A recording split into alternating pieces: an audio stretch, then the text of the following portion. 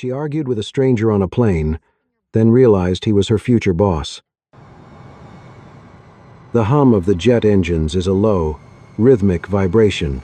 It is 3 o'clock in the morning. Outside the window, there is nothing but an endless, ink-black void. Inside, the business-class cabin is bathed in a soft amber glow.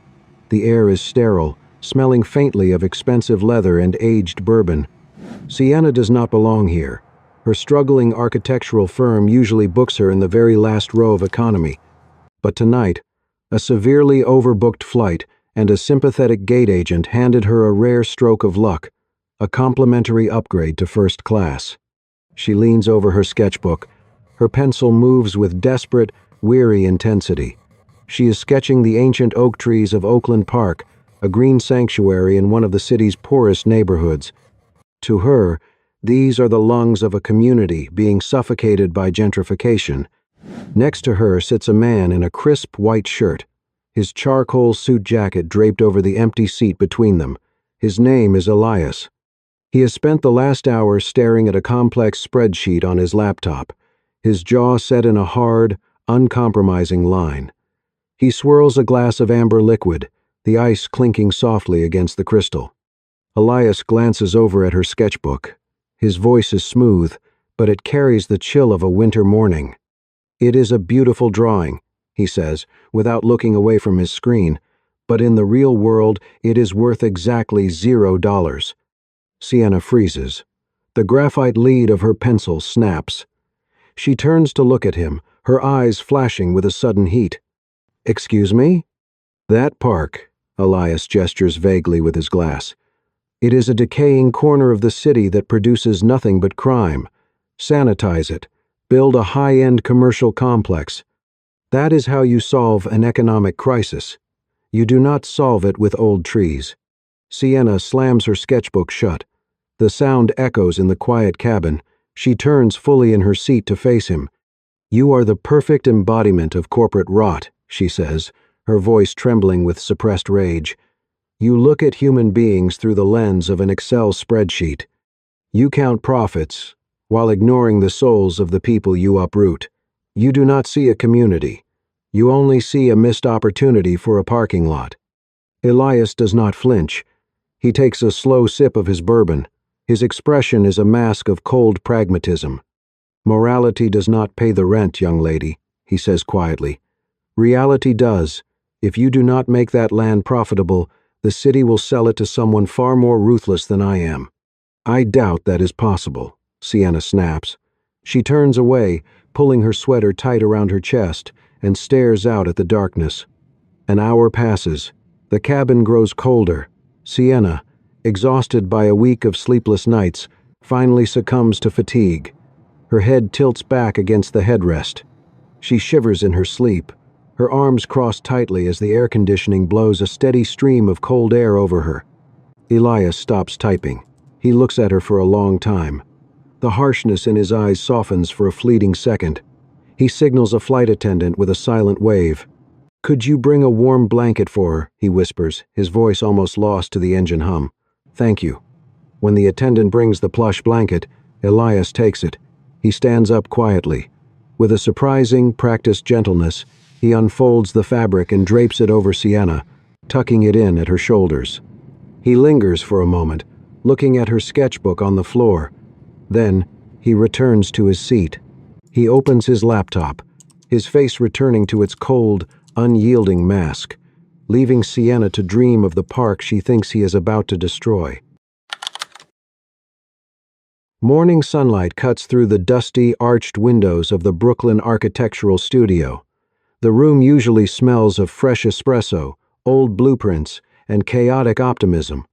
But today, the air is thick with panic. Sienna pushes the heavy wooden door open, holding a cardboard tray of coffees. She stops dead in her tracks. No one is drafting. No one is arguing over CAD files. All 15 of her colleagues are huddled near the main drafting table, whispering frantically. "What is going on?" Sienna asks, setting the tray down. Marcus, the firm's founder, looks up. He looks 10 years older than he did on Friday. "We went under, Sienna," Marcus says, his voice hollow and defeated. "We could not make payroll. I had to sell. Vanguard Property Group bought us out this morning." Sienna's heart drops into her stomach. Vanguard. The corporate giant notorious for paving over local history to build sterile luxury condos. Before she can process the horror, the frosted glass door of the main conference room swings open. Heavy, measured footsteps echo against the hardwood floor. A man steps out into the morning light. He is wearing a tailored navy suit that screams wealth and power. His posture is flawless. His mere presence instantly drains the oxygen from the room. Sienna freezes. Her breath catches sharply in her throat. It is him. The man from the midnight flight. The man with the bourbon. The man she called the embodiment of corporate rot. Elias. He surveys the cluttered room with icy precision. His eyes sweep past the messy drafting tables, past the terrified employees, and finally, they land directly on Sienna. For 2 agonizing seconds, the world stops spinning. Elias tilts his head, just a fraction of an inch. A faint, almost imperceptible smirk touches the corner of his mouth. It is a look of absolute, undeniable control. Then, just as quickly as it appeared, the smirk vanishes. The mask of the ruthless CEO falls perfectly back into place. He looks away from her, completely dismissing her existence. "Good morning," Elias says. His voice is smooth, authoritative, and terrifyingly calm. "I am Elias Thorne. As of 8 o'clock this morning, Vanguard owns this firm. Your previous contracts are void. The rules of this office have changed." Sienna's hands clench into tight fists. Her nails dig painfully into her palms. "We do not design dreams here anymore," Elias continues, pacing slowly across the room. "We design profitable realities. Vanguard needs architects who intimately understand Brooklyn's zoning laws. We need local faces to get our blueprints past a stubborn city council. That is the only reason you are still sitting at your desks." He pauses. His eyes cut back to Sienna. This time, there is a sharp, calculating gleam in them. "I expect maximum efficiency," he says, his voice dropping to a dangerous register. "Anyone who lets personal, sentimental ideals interfere with my deadlines can pack their desk and leave immediately." He turns on his heel and walks back into the conference room, shutting the door behind him. Sienna stands frozen amidst the terrified whispers of her colleagues. The puzzle pieces violently snap together in her mind. He did not buy this failing firm by accident. He bought it because he needed the best local talent to quietly bypass the city's regulations. He needed her. A cold wave of dread washes over Sienna. Her career, her livelihood, and the fate of her city's architecture are now resting squarely in the hands of her worst enemy. The executive floor of Vanguard Property Group is a fortress of glass, steel, and suffocating silence. There are no coffee stains here, no chaotic blueprints, just cold, calculating power. Sienna walks into the CEO's office. Elias stands by a massive floor-to-ceiling window, looking down at the New York skyline as if it is a chessboard. He turns. He does not offer her a seat. He simply picks up a thick, glossy dossier and slides it across his pristine marble desk. "Apex Plaza," Elias says. "Our new flagship project." Sienna steps forward and opens the folder. Her breath catches sharply in her throat. Staring back at her is the topographical map of Oakland Park. It is the exact green space she was sketching on the airplane. "A luxury commercial center," Elias continues, his voice devoid of emotion. "High-end retail, fine dining, glass and steel, highly profitable." Sienna slams the folder shut. "No," she says, her voice trembling with disgust. "Absolutely not. I am not destroying a community sanctuary to build a playground for billionaires. I resign." She turns on her heel and marches toward the heavy glass door. "Go ahead," Elias says. His voice does not rise. It does not need to. It hits her back like a physical blow. Sienna stops, her hand hovering over the silver doorknob. Elias leans against his desk, casually crossing his arms. "You can walk out that door, Sienna," he says smoothly. You can keep your pure, untouched moral high ground, but tomorrow morning I will hire someone else. I will hire a corporate architect who does not care about Oakland Park or its history. They will pave over every single inch of grass and build a soulless concrete block just to maximize my profit margin. Sienna turns slowly. Her eyes are burning with defiant anger. But if you stay, Elias takes a slow step forward, his dark gaze locking onto hers. You will be the lead architect. You can use your undeniable talent to save a piece of that neighborhood's soul. You can fight for your green spaces, your community areas, within my budget. The silence in the room is deafening. The hum of the city below feels millions of miles away. So, Elias whispers, his tone cutting through the quiet, what will it be? Do you want to be a good person who runs away? Or do you want to be a useful person who stays and fights? Sienna stares at the man in the tailored suit. Her chest heaves. She hates his arrogance. She hates the cold, mechanical logic in his eyes. But she hates the truth even more. He is absolutely right. If she leaves, Oakland Park is dead. If she stays, she can be the Trojan horse. She can protect the community from the inside. Sienna walks slowly back to the marble desk. She picks up the Apex Plaza dossier, clutching it to her chest like a shield. I will design your plaza, Sienna says, her voice low and laced with venom. But I will fight you for every single tree, every single inch of soil. Elias tilts his head, a ghost of a smirk returning to his lips. I expect nothing less, he replies. It is 9 p.m. The Brooklyn Architectural Studio is swallowed by shadows. The only source of light is the harsh, white glow of Sienna's desk lamp. On her monitor slowly revolves the 3D render of Apex Plaza. It is a masterpiece of modern luxury. Glass, steel, and ruthless perfection. To her colleagues, she is a traitor. They leave at 5 o'clock now, shooting her looks of quiet disgust as they walk out the door. They whisper that she sold her soul to the corporate devil just to keep her paycheck. Let them think it. Sienna's fingers fly across the keyboard, but she is not just designing, she is hunting. For 2 weeks, she has been quietly searching the company's restricted network for a fatal flaw. A zoning violation, an environmental hazard, a trail of dirty money. She is desperate for anything to prove that Elias Thorne is the monster she knows he is. But his digital footprint is spotless, too spotless. She needs the master files. The unredacted, raw financial data is kept on a secure local drive inside the CEO's office. Sienna stands up. Her heart begins a slow, heavy drumbeat against her ribs. She slips down the silent hallway. The glass door to Elias's office is locked, but she knows the old override code. A soft click. She is in. The office smells faintly of cedar and rain. It feels exactly like stepping into a predator's den. Sienna moves quickly to the sleek server tower beneath his massive mahogany desk. She inserts her encrypted USB drive. The monitor flickers to life, casting a pale blue light across her tense face. Transferring data. 20%. Sienna bites her lip. The progress bar crawls. The silence of the building is deafening. 50%. 80%.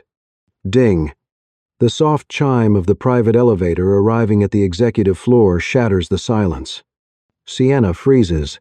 Heavy, measured footsteps step onto the hardwood floor. They are not the rushed steps of a security guard. They are deliberate, authoritative. It is Elias. 82%. 84%. The footsteps are halfway down the hall. 86%. He is at the door. Sienna yanks the USB from the port. The screen snaps black.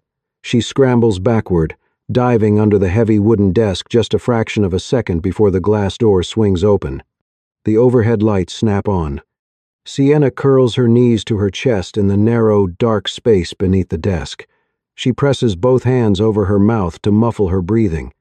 Elias's polished leather shoes come into view. He walks around the desk. He is so close she can smell the damp wool of his coat. He sighs a heavy, exhausted sound that does not fit the image of a ruthless billionaire.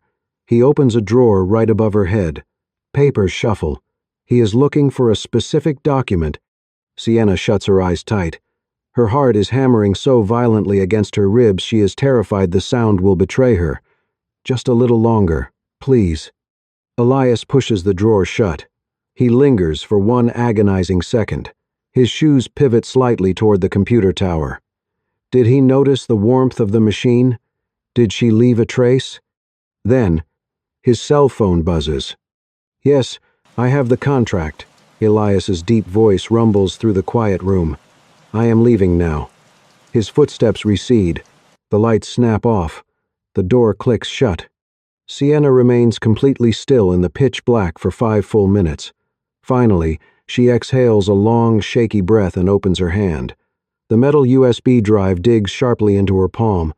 She has the data. Now, it is time to bring down the monster.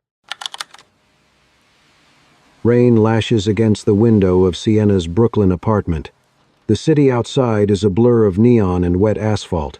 Inside, the only light comes from the harsh, clinical glow of her laptop screen. It is 2 a.m. She has been running decryption software on the stolen USB drive for 3 agonizing hours. Click. The progress bar hits 100%. The firewall drops. Sienna leans forward, her pulse quickening. She opens the master directory. She is hunting for offshore bank accounts. She is looking for bribes to city officials or environmental cover-ups. She is ready to find the monster's footprint. But she finds nothing. The financial ledgers are immaculate.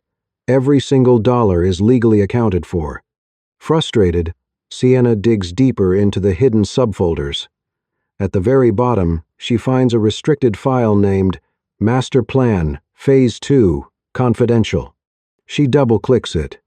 A massive architectural blueprint loads onto the screen.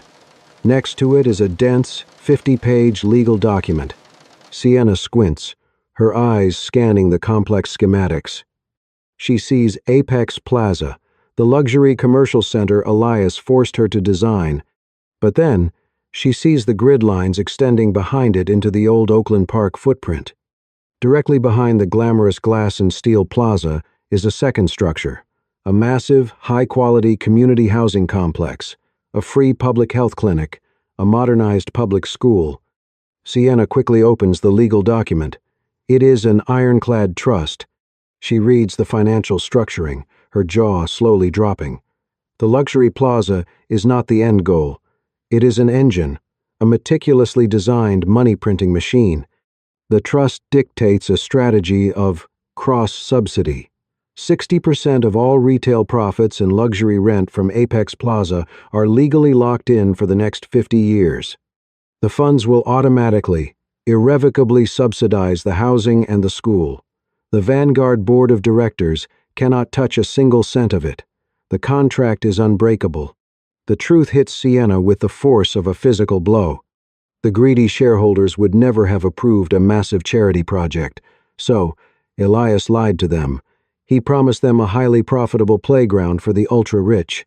He willingly played the part of the ruthless, cold-blooded capitalist. He let the media hate him. He let the city hate him.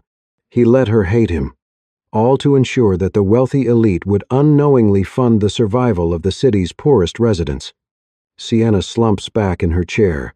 The glowing screen reflects the sudden tears welling in her eyes. She thought she was the righteous hero, sketching pretty, unfunded dreams on an airplane. She had judged him with such loud, arrogant, moral superiority, but her pretty drawings would not have saved anyone. Elias was the one doing the real work. He was willing to be the villain in everyone's eyes, just to build a roof over the heads of people who would never even know his name. Sienna covers her mouth with her trembling hands. The bitter resentment she harbored for him shatters completely, replaced by a profound, crushing awe. He is not a monster. He is a visionary, and she has never felt more foolish in her entire life. The underground parking garage is a cavern of damp concrete and flickering yellow sodium lights. The air smells of cold exhaust and wet asphalt. A sleek black sedan purrs to life. The headlights cut through the gloom. Suddenly, a figure steps directly into the blinding glare of the high beams. It is Sienna. Her trench coat is plastered to her body, completely soaked from the torrential rain outside. Water drips from her hair, tracing paths down her pale, determined face. The sedan brakes abruptly, tires squealing against the concrete. Sienna marches up to the car. She slams a thick, waterlogged stack of printed schematics onto the polished hood. The driver's door opens. Elias steps out. "Are you insane?" he demands, his voice echoing sharply in the cavernous space. "Why didn't you tell the truth?" Sienna screams over the distant roar of the storm. "Why did you let everyone believe you are a monster? Why did you let me despise you?" Elias looks down at the wet papers on his hood. Phase 2, the cross-subsidy plan. Slowly, the cold, impenetrable mask of the ruthless CEO cracks. His shoulders drop. In the dim, unforgiving light, he does not look like an arrogant titan of industry. He just looks like a man who has been carrying the weight of the world in total silence. "Because the truth doesn't fund projects, Sienna," Elias says quietly, stepping into the damp air. He walks toward her, the exhaustion evident in every step. For the first time, she sees the dark circles under his eyes, the physical toll of his secret war. "I grew up in the exact kind of slum we are about to pave over," he says, his voice raw. "I know what it means to be invisible. I learned very early that pity does not put food on the table. Thoughts and prayers do not build schools, only capital does, the endless, flowing capital of the elite." He steps closer. His dark eyes lock onto hers, burning with a fierce, unapologetic intensity. "The wealthy only invest when they smell profit." Elias continues, his tone dropping to a sharp whisper. "If I stand in a boardroom and say I want to build a free hospital, they will pull their funding immediately. I have to promise them a luxury playground. I have to feed their greed to buy a future for those kids." He points to the ruined papers on the hood of his car. "I don't need to be a hero, Sienna. I just need this project to succeed. If you leak this plan to the press to play the righteous savior, the investors will withdraw tomorrow, the project dies, and the poor lose their homes." Elias stops just inches from her. The space between them is electric, vibrating with tension. So he challenges softly, "Do you want to be a good person, or do you want to do good?" The silence stretches. The only sound is the steady drip of rain from Sienna's coat onto the concrete floor. Her worldview has been completely dismantled, only to be rebuilt into something infinitely stronger. The man standing before her is not a monster. He is a pragmatic warrior. Sienna does not argue. She does not cry. She looks down at the printed copies of his secret master plan. She reaches out, grabs the damp pages, and tears them in half. Then again, she tosses the shredded paper onto the wet ground. "I will help you hide it," Sienna says, her voice steady and resolute. "I will design every inch of that plaza so perfectly that no rich man will ever realize their pockets are feeding the very people they despise." Elias stares at her. The tension in his jaw finally relaxes. In the dim, yellow light of the garage, the boundary between enemy and ally vanishes entirely. What sprouts between them is not a fragile, romantic spark. It is absolute respect. A profound, unbreakable bond forged in the harshest of realities. The Vanguard boardroom is a theater of intimidation. A massive, polished oak table dominates the space, surrounded by floor-to-ceiling windows overlooking Manhattan. 12 senior shareholders sit in high-backed leather chairs. Their eyes are fixed on the glowing 3D projection of Apex Plaza hovering in the center of the room. The air is thick with scrutiny. Arthur Vance, the oldest and most ruthless shareholder, taps his gold pen against the table. Tap, tap, tap. "Miss Hayes," Vance drawls, his voice dripping with condescension, "this is a commercial plaza, not a botanical garden. You have dedicated nearly 30% of the ground floor to trees and open walkways. This is a catastrophic waste of retail square footage." Sienna stands at the head of the table, holding a presentation remote. A month ago, she would have argued about the community's need for oxygen. She would have pleaded for the children of Oakland Park. At the far end of the table, Elias shifts in his seat. His jaw tightens. He prepares to intervene, ready to draw the fire to protect the project. But Sienna does not look at Elias. She looks straight at Vance. She clicks the remote. A new slide appears on the screen, filled with sharp financial graphs. "I understand your concern, Mr. Vance," Sienna says.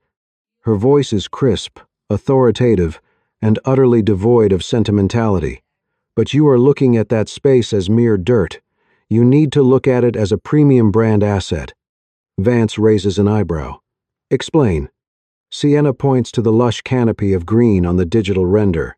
"Modern, ultra-luxury consumers do not want to shop in sterile concrete boxes," she states flatly. "They want an experience. They want sustainability. By integrating this dense, curated green space, we immediately achieve a LEED Platinum certification. This allows us to market Apex Plaza as an exclusive eco-luxury destination." She leans forward, resting her hands firmly on the edge of the oak table. "High-end brands like Chanel, Hermes, and Rolex will pay a massive premium to be associated with that narrative," Sienna continues, her eyes locking onto the greedy gazes of the board members. "My financial projections show that this specific green layout creates an exclusivity that allows us to increase our base retail rent by exactly 20%. The trees are not wasting space, gentlemen. They are printing money." The room falls dead silent. The gold pen stops tapping. Vance looks at the projected numbers. A slow, greedy gleam appears in his eyes. He nods in agreement. 20%, Vance murmurs. "Brilliant strategy, Miss Hayes." At the end of the table, Elias leans back in his leather chair. He brings a hand to his mouth, masking a slow, deeply satisfied smile. He watches Sienna command the room. She is weaponizing the very language of corporate greed to build a shield around the city's poorest residents. She isn't just surviving in his world anymore, she is mastering it. Sienna glances down the length of the table. Her eyes meet Elias's. For a fraction of a second, the rest of the boardroom fades away. They share a brief, silent look of absolute understanding. No words are needed. They are no longer CEO and architect. They are co-conspirators, a perfect, unstoppable team.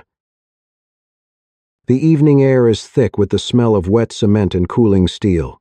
The setting sun casts a fiery, bruised orange glow over the massive skeletal frame of Apex Plaza. Sienna stands on the unfinished concrete floor of the third level. She wears a white hard hat, the wind whipping her hair as she looks out over the sprawling construction site. Footsteps crunch against the raw gravel behind her. Elias walks up to the edge. He is in a simple button-down shirt, the sleeves rolled up to his forearms. In his hands, he carries 2 steaming paper cups of coffee, a quiet echo of their very first meeting on that midnight flight. He hands her a cup, but he does not step back. Instead, Elias wraps his free arm around Sienna's waist, pulling her flush against his chest. It is a natural, effortless movement, born from months of late-night dates, shared secrets, and stolen kisses between board meetings. Sienna leans back into his embrace, resting her head against his shoulder with a soft, contented sigh. "You are working late again, Miss Hayes," Elias murmurs. He leans down, pressing a warm, lingering kiss to her temple. "Someone has to make sure you do not ruin my designs, Mr. Thorne," Sienna teases, looking up at him with a bright, affectionate smile. They do not need a grand, dramatic kissing scene in the rain. Their romance is deeper than that. They stand closely entwined, Elias's hand gently resting over hers. Together, they look past the glamorous front of the plaza, toward the back of the vast lot. There, massive excavators are digging deep into the earth. The foundation for the public housing complex and the free school is officially being laid. The investors are happy, and the community is safe. Elias looks at the foundation, then turns his gaze back to the woman he loves. His dark eyes are filled with absolute adoration and a profound, quiet respect. He reaches out, gently brushing a stray lock of hair behind her ear. "So," Elias whispers, his voice thick with emotion, How much is this drawing worth, architect? Sienna looks into his eyes. She thinks of the man who taught her how to fight in the dark to protect the light. She turns fully into his arms, wrapping her arms around his neck. Priceless, she says softly. Elias smiles. He leans down and captures her lips in a slow, deep, and incredibly tender kiss. As the sun dips below the New York skyline, they stand together in the golden light. They are not a billionaire CEO and a fragile employee. They are absolute equals. Two lovers and strategic partners who built a profound, unbreakable romance out of concrete, steel, and a shared purpose. It is easy to love a hero in shining armor. It is much harder to understand the warrior who willingly plays the villain just to protect the vulnerable. In a world that is so quick to judge, we often confuse harsh pragmatism with cruelty. Sienna and Elias's journey leaves us with a profound, uncomfortable truth. Noble intentions alone cannot shelter the cold, and harsh realities cannot be fixed with soft words. True compassion sometimes requires getting your hands dirty in the unforgiving machinery of the real world. They remind us that idealism without action is just a fleeting dream, and power without empathy is just greed. But when a pure heart meets a pragmatic mind, they don't just build buildings, they alter destinies. And perhaps that is the ultimate definition of mature love. True romance isn't about finding someone who agrees with your every method, or someone who shares a flawless, fairy tale vision of the world. It is about finding the person who will stand shoulder to shoulder with you in the darkest trenches, fighting fiercely for the exact same purpose. If this story touched your heart and made you see the world a little differently today, we invite you to join our family. Please subscribe to the Soul Stirring Stories channel. Together, let's continue to explore the deep, complex, and profoundly beautiful realities of the human experience. Hit the subscribe button and let these stories keep stirring your soul.